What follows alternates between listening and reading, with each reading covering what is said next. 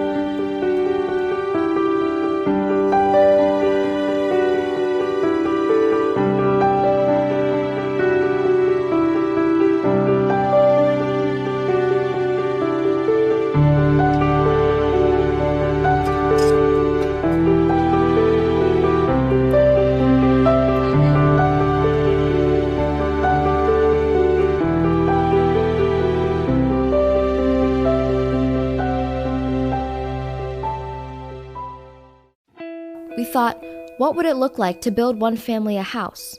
Would there be cultural challenges by doing this? Would it be possible to do it with one team in 1 week? Could we do it out of wood instead of concrete so that we could build it faster and maybe cheaper? With so many questions and no clear answers, we thought we had to try. With the help of our board member and engineer Tom McCluskey, we designed a simple 3-room house with a porch, water collection system, and solar lighting on a concrete slab. Our goal was to build it in August of 2014 with a team of 9 or 10 people. Sifab's family would be kept away during the week, then the house would be gifted to the family on the last day. Here's what that week looked like.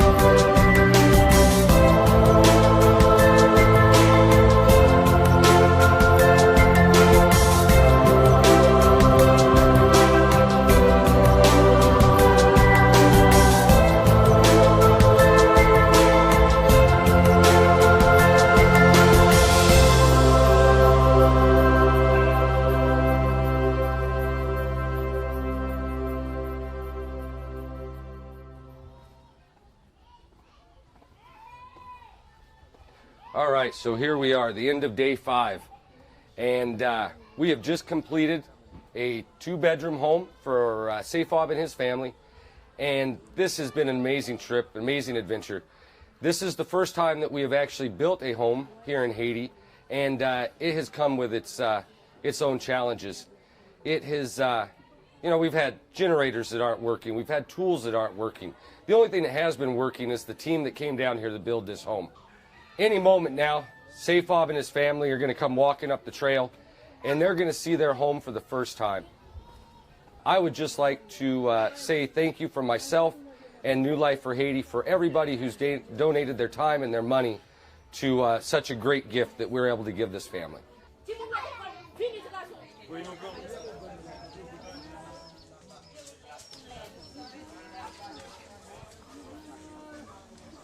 One sec.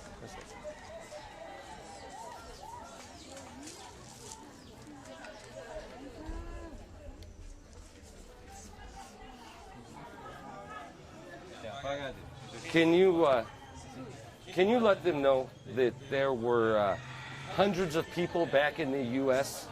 that donated money so that we can present this home to them? Mm-hmm.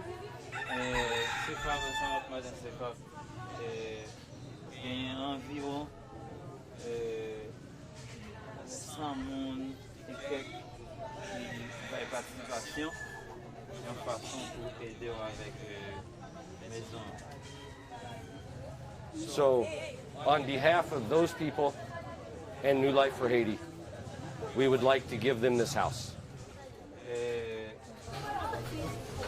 Avec tout concours monde qui te ba non possibilité ils nous représentent une nouvelle vie pour Haïti sur une bonne maison ça.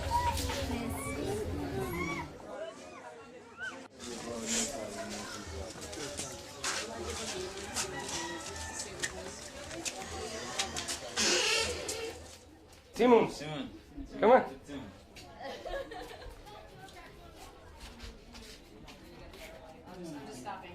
So this is their room? Ça c'est chambre pour nous. Yeah, so this is your guys' room for you? Chambre nous. So you guys have to figure out who's going to sleep where though. Chaque monde qui a gardé qui côté au cadre. Chaque monde choisit cabane. Allez, commencez. Choisis cabane. Yeah? You can use this as a ladder. Here, just step up. Have him come. One of these guys. Can you climb up here?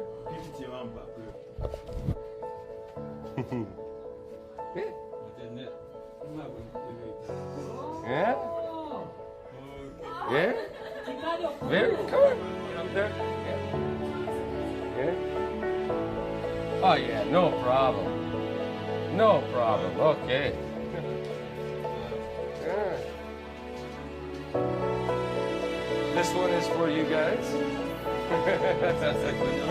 Yeah. Yeah.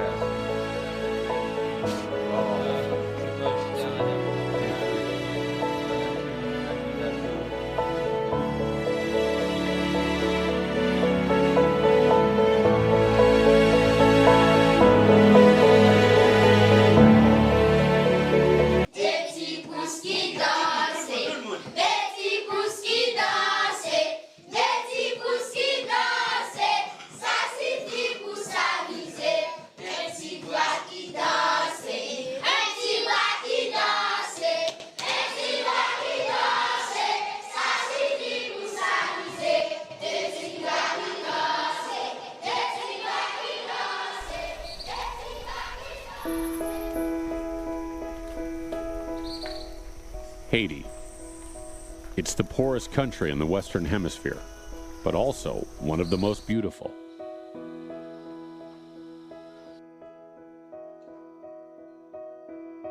Christopher Columbus first discovered the island of Hispaniola.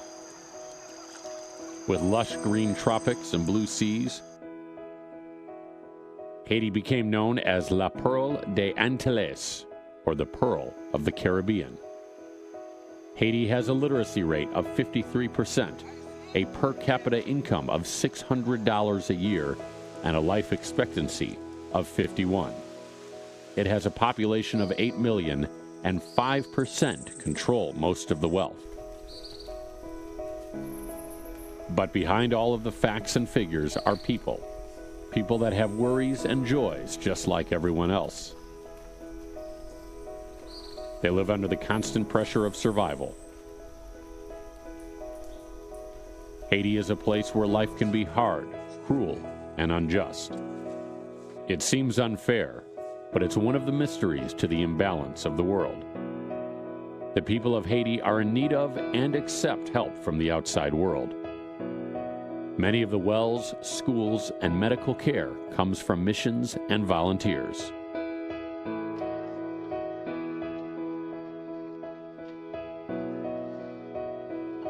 In June of 2011, a missions team from the States hiked up to a mountain village called Pleak, where an organization called New Life for Haiti is making connections and hopefully giving this small community a chance for a better life than just existence.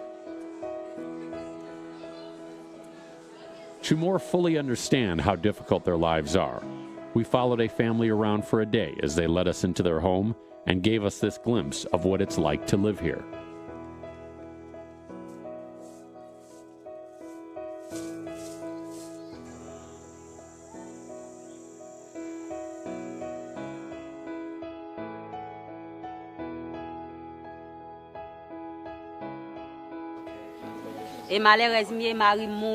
I have 5 children and 1 grandchild that live with me, and 3 children that live in Port-au-Prince.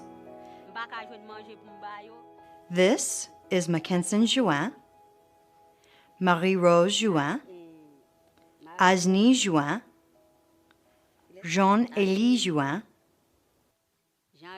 Maquin Juin. This is my house. My husband built it. It has 2 bedrooms and 1 living area in the middle. My house is in need of repair. When it rains, the water enters the house and falls on the children. We do not have a toilet in our house or by our house. We use the area behind our house where there are trees and rocks. My husband died, and he was responsible for everything, doing the garden, going to the market, and now it is hard because he isn't here. Life is difficult without him, and it is sometimes hard to find enough to eat for my family. Our kitchen is outside in front of the house. Sometimes I get food from the garden, and sometimes I don't have anything to go with it. I have no money to buy seasonings, flour, sugar, oil, and things that I need to cook meals. Sometimes there isn't enough food in the garden and the kids are hungry. I wish I could cook 3 meals a day, but there isn't enough food or money to buy food, so we eat 1 large meal a day. Sometimes I have enough food to cook a small amount in the morning for my family. I get the water for my family from a spring.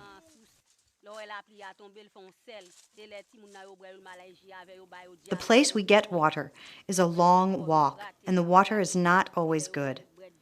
Sometimes, when it rains, dirt and mud get in the water, and it gives the children diarrhea and makes them sick. I don't have any way to treat the water, so they get sick. The children go to the spring and carry the water home in 5-gallon buckets and 1-gallon jugs.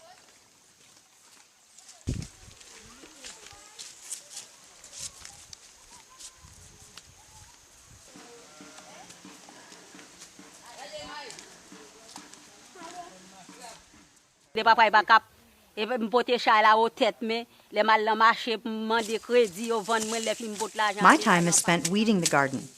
I plant yams, sweet potatoes, corn, beans. The children help me in the garden.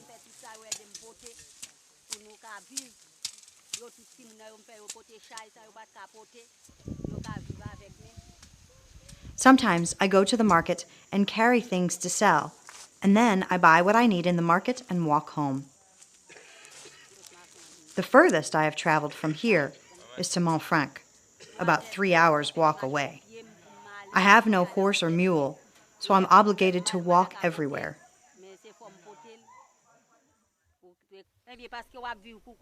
I have a lot of worries.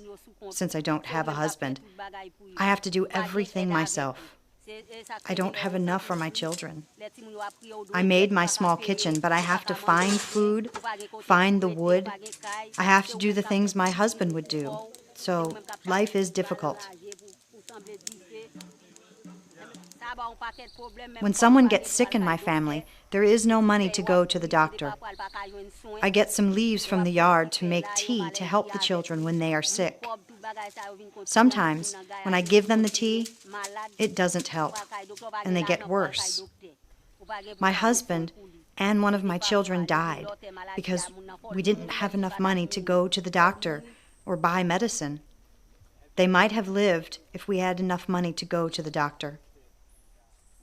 The children have started to go to school each year, but they are often sent home by the teachers because I do not have enough money to pay the tuition for the school. They do not always finish the year when they start. There are 5 teachers at the school, and the school does not have books. I am happy to have a new school being built here because there are no schools available other than the church building. T. Rose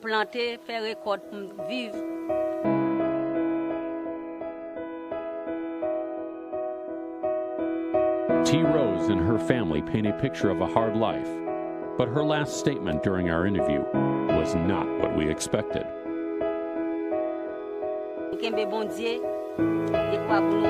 I have a lot of joy because of my children. We are Christians and know Jesus. It gives me joy to know they are all saved and know Jesus. With God, nothing is impossible.